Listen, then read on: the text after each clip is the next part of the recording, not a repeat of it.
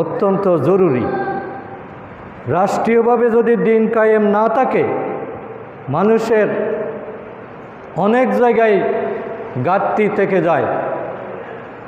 যেমন রাষ্ট্রীয়ভাবে ইসলামের ঘোষণা না আসলে কেউ পরিপূর্ণ মুমিন হতে পারে না। তাদের ঈমান আকীদা অনেক সময় বিশুদ্ধ হয় না এবং বিশুদ্ধ আকীদার প্রচার প্রসার তারা করতে পারে না।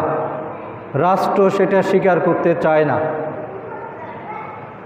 যেমন বাংলাদেশের 90% মুসলমান, কিন্তু বিগত সরকার আমাদের আকীদার উপর আঘাত করেছে। তারা বলেছে যে সার্বভৌমত্বের অধিকারী হবে জনগণ, সার্বভৌমত্বের অধিকারী আল্লাহ। এই কথাটা লেখার কারণে জামাত ইসলামীকে নিষিদ্ধ করা হয়েছিল। বলা হয়েছিল যে এটা রাষ্ট্রবিরোধী কথা, সংবিধান বিরোধী কথা। তাহলে যে দেশের সরকার আল্লাহর সার্বভৌমত্বকে মেনে নেবে না, তার তো ঈমান থাকার কথা নয়। তার সমস্ত কাজকর্মগুলি কুফরির অন্তর্ভুক্ত এবং পুরা দেশটা তখন হয়ে যায় দারুল হরবের অন্তর্ভুক্ত। অনইসলামিক রাষ্ট্র হিসেবেই আমরা কিন্তু এতদিন বসবাস করেছি। আমাদের মাথার উপর এমন এক দৈত্য বসা ছিল, যারা আল্লাহকে মানে না, রসুলের আদর্শকে মানে না এবং আল্লাহর সার্বভৌমত্ব স্বীকার করতে চায় না। এইভাবে পৃথিবীর অনেক মুসলিম রাষ্ট্র আছে, কিন্তু রাষ্ট্রীয়ভাবে ইসলামের কোনো গুরুত্ব নাই।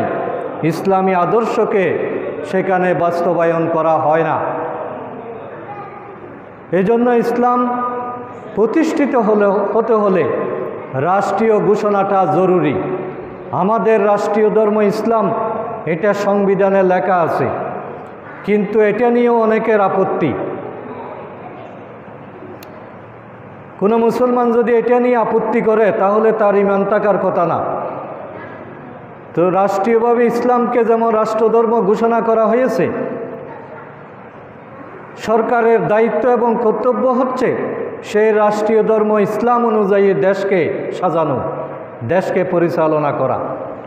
সেটা যদি না হয়, তাহলে খাঁটি মধু লেখলে যেমন ভেজাল মধু দিয়ে রোগ সারবে না, তেমনি শুধু রাষ্ট্রীয় ধর্ম ইসলাম করলে ইসলামের কোনো সুফল পাওয়া যাবে না, যদি আন্তরিকভাবে সেটা বাস্তবায়নের চেষ্টা করা না হয়। একটা দেশে যখন